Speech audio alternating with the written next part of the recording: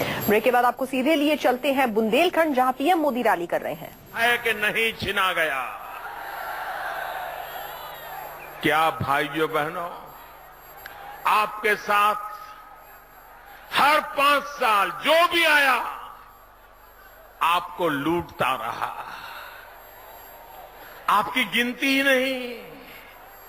उनको तो लगता है कहीं और से सीटें ले आएंगे, यहां के लोग कहां जाएंगे, उनको तो दबोच के रख देंगे। भाइयों बहनों, भारतीय जनता पार्टी आपको वादा करती है,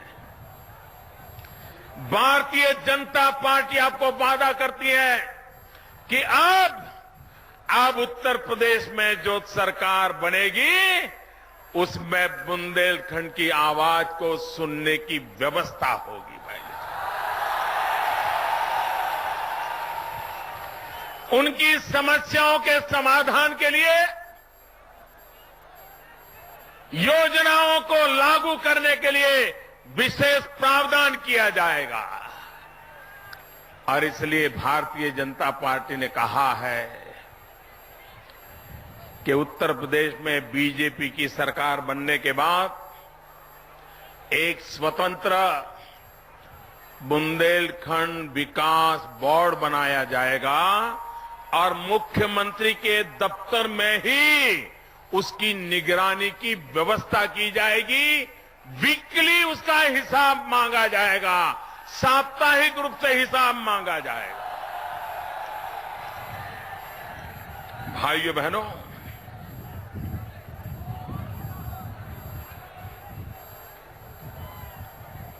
ये बसपा पार्टी, आप मुझे बताइए, आज ये बसपा पार्टी कहां से कहां पहुंच गई। आपको मालूम है, जब 8 नवंबर रात को 8 बजे टीवी पर आकर के मैंने कहा कि बड़े बड़े लोगों ने जो गरीबों को लूटा है, वो 1000 की नोट हो या 500 की, उनको गरीबों को लौटानी पड़ेगी।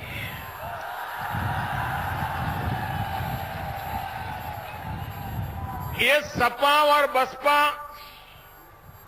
एक दूसरे के जानी दुश्मन है कि नहीं है? सपा एक कहे तो बसपा दूसरा कहे कि ना कहे? सपा कहे सुबह है तो बसपा कहे रात है, ऐसा है कि नहीं है? सपा कहे पूरब जाएंगे तो बसपा कहे पश्चिम जाएंगे, ऐसा है कि नहीं है? एक दूसरे के घोर विरोधी है कि नहीं है? लेकिन मैं हैरान था जब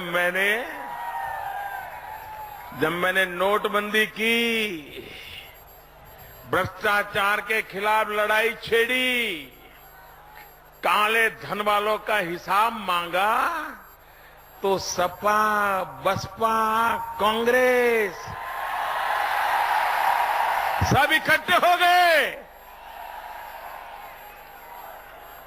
और सबके सब एक ही भाषा बोलने लग गए। और इन नेताओं ने तो क्या कहा? बहन जी ने तो कहा कि पूरी तैयारी नहीं की थी, सरकार ने नहीं की थी कि आपने नहीं की थी।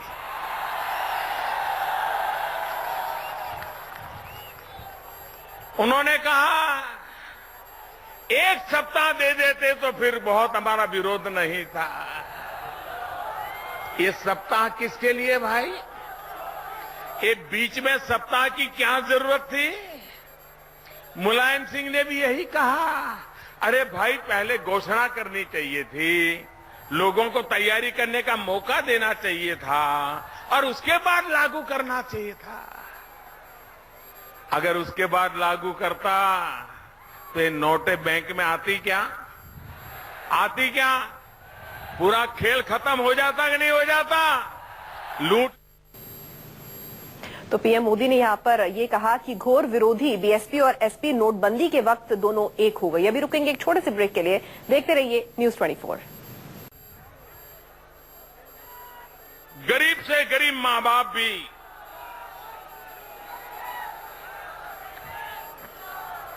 गरीब से गरीब मां बाप को पूछोगे कि आपकी क्या इच्छा है, गरीब से गरीब मां बाप कहेगा कि बच्चों को अच्छी शिक्षा देनी है। गरीब से गरीब मां बाप उसकी यही इच्छा है कि भाई चलो हमारी जिंदगी तो गई है, बुढ़ापा गुजार लेंगे, लेकिन बच्चों को अच्छी शिक्षा मिल जाए ताकि उनकी जिंदगी बदल जाए। मैं उत्तर प्रदेश की सरकार को पूछना चाहता हूं, क्या कारण है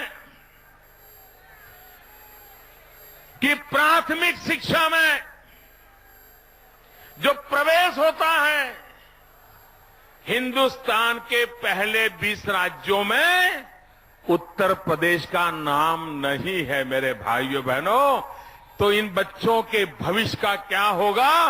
और बुंदेलखंड में तो इससे भी बुरे हाल इन्होंने करके रखे हुए। अगर बच्चों की पढ़ाई ये उनकी चिंता का विषय नहीं है तो आने वाला उत्तर प्रदेश कैसा होगा, आने वाला मेरा बुंदेलखंड कैसा होगा, हर गरीब परिवार का हाल क्या होगा, ये भाइयों बहनों हमने इस चुनाव में गंभीरता से सोचना पड़ेगा। भाइयों बहनों, हमारे देश में प्रति व्यक्ति आय एवरेज औसत कितनी कमाई करता है एक व्यक्ति? आज मुझे दुख के साथ कहना पड़ता है कि हिंदुस्तान का सबसे बड़ा राज्य ये प्रति व्यक्ति आय में भी पहले 20 राज्यों में उसका नामो निशान नहीं है। गरीबी घर घर अपने पैर जमा करके बैठ गई है भाइयों, और उसका कारण यहां पर भ्रष्टाचार, कुशासन, इन लोगों की ऐसी जुगलबंदी है कि जिसने हर घर में गरीबी की जड़ें जमा के रखी हुई है। उन गरीबी से हर परिवार को बाहर लाना है, और इसलिए भाइयों बहनों सपा बसपा कांग्रेस के चक्कर से निकलना पड़ेगा। मेरे भाइयों बहनों,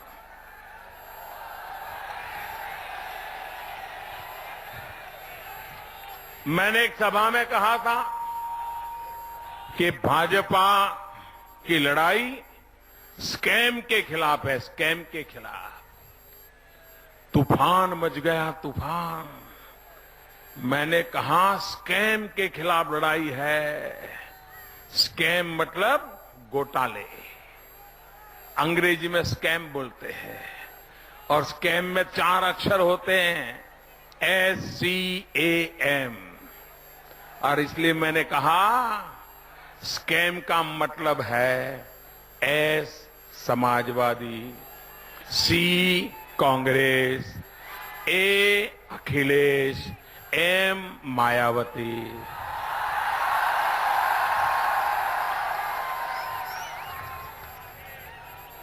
इस देश में घोटालों में भी ईमानदारी देखने वाले, घोटालों में भी सेवा का देखने वाले एक नेता को ये भी समझ नहीं आया कि मोदी का जवाब कैसे देना चाहिए। उन्होंने हड़बड़ी में कह दिया कि स्कैम मतलब हमारे यहां तो एस का सेवा होता है। बताओ, अब जिनके लिए स्कैम अगर ये सेवा है तो आपको ऐसी सेवा चाहिए क्या? ऐसी सेवा चाहिए क्या? ऐसा स्कैम जाना चाहिए कि नहीं जाना चाहिए? भाइयों बहनों, ये चुनाव में आपको मौका है ये स्कैम को उत्तर प्रदेश से पूरी तरह निकालने का, बुंदेलखंड से पूरी तरह निकालने का आपको एक मौका है। और इसलिए भाइयों बहनों, आज अगर उत्तर प्रदेश में 3 चरण के चुनाव पूरे हो गए, मैं इन 3 चुनाव चरण के लिए उत्तर प्रदेश की जनता को बधाई देता हूं। इलेक्शन कमीशन को भी बधाई देता हूं कि शांतिपूर्ण रूप से उन्होंने मतदान करवाया है।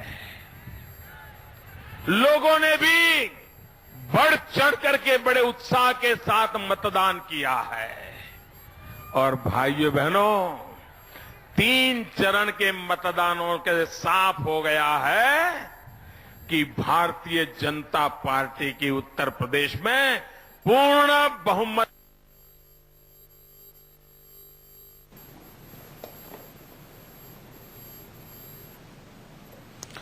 तो प्रधानमंत्री मोदी ने एक बार फिर आज अखिलेश मायावती पे निशाना साधा है। मायावती पे निशाना साधते हुए आज प्रधानमंत्री मोदी ने रैली में कहा कि बीएसपी का मतलब होता है बहन जी संपत्ति पार्टी। जमकर प्रहार किए हैं एक बार फिर प्रधानमंत्री मोदी ने अपने ही अंदाज में। घोटालों में भी ईमानदारी दिखा रहे अखिलेश, ये भी कहा है आज प्रधानमंत्री मोदी ने। तो जालौन में प्रधानमंत्री मोदी की रैली चल रही है। इससे पहले अखिलेश ने भी आज बड़ा निशाना साधा था, सदी के महानायक पर निशाना साधा था, जिसमें उन्होंने कहा था कि अमिताभ बच्चन से गधों का प्रचार भी किया जा रहा है, आप ऐसा प्रचार ना करें।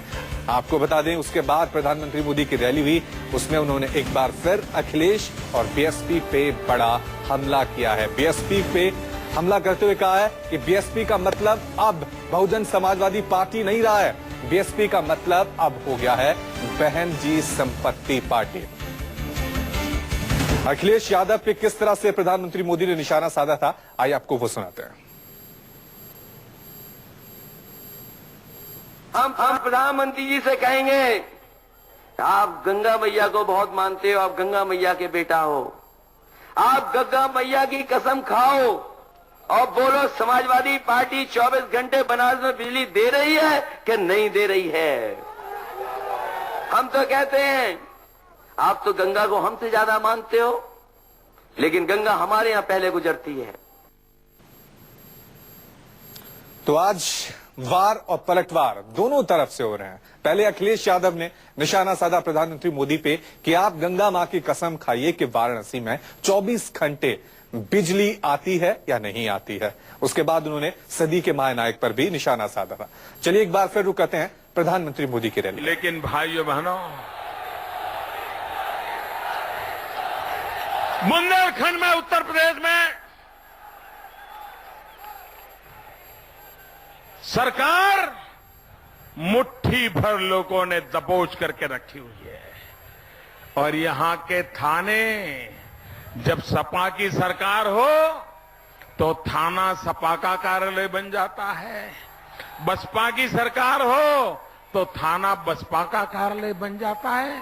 अरे थाना थाना रहना चाहिए कि नहीं रहना चाहिए? थाने में सुनवाई होनी चाहिए कि नहीं होनी भी चाहिए? गुनहगारों को पकड़ना कि नहीं पकड़ना? उनके ऊपर केस दर्ज होना चाहिए कि नहीं होना चाहिए? मां बहनों की सुरक्षा होनी चाहिए कि नहीं होनी चाहिए? आप मुझे बताइए भाइयों बहनों, यहां पर गांव के जो गरीब लोग हैं, निर्दोष लोग हैं, उनकी जमीनों को ये बाहुबली लोग गैर कानूनी कब्जा कर लेते हैं कि नहीं कर लेते? हड़प कर लेते हैं कि नहीं कर लेते? आप मुझे बताइए, हड़प कर लेते हैं कि नहीं कर लेते? भाइयों बहनों, जो आपकी जमीन हड़प करते हैं, जो आपके मकानों पर कब्जा कर लेते हैं, मैं बुंदेलखंड वासियों को वादा करने आया हूं कि उत्तर प्रदेश में भारतीय जनता पार्टी की सरकार बनने के बाद ये गैर कानूनी कब्जा करने वाले लोग हैं, उनके खिलाफ एक बहुत बड़ी मुहिम चलाई जाएगी। एक स्पेशल सेल बनाया जाएगा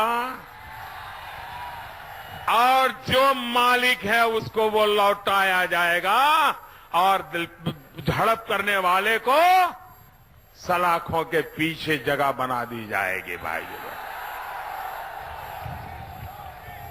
ये सब संभव है भाइयों। कुछ लोगों ने तो मान के बैठे हैं कि भाई बुंदेलखंड का तो हाल ऐसा है कि यहां कुछ हो ही नहीं सकता। क्या ये सच्चाई है? क्या ये सच्चाई है? क्या मैं आपको उदाहरण देता हूं भाई। एक छोटा सा ब्रेक ले रहे हैं, लेकिन ब्रेक के बाद भी इस बड़ी खबर पे न्यूज़ 24 लगातार बना हुआ है।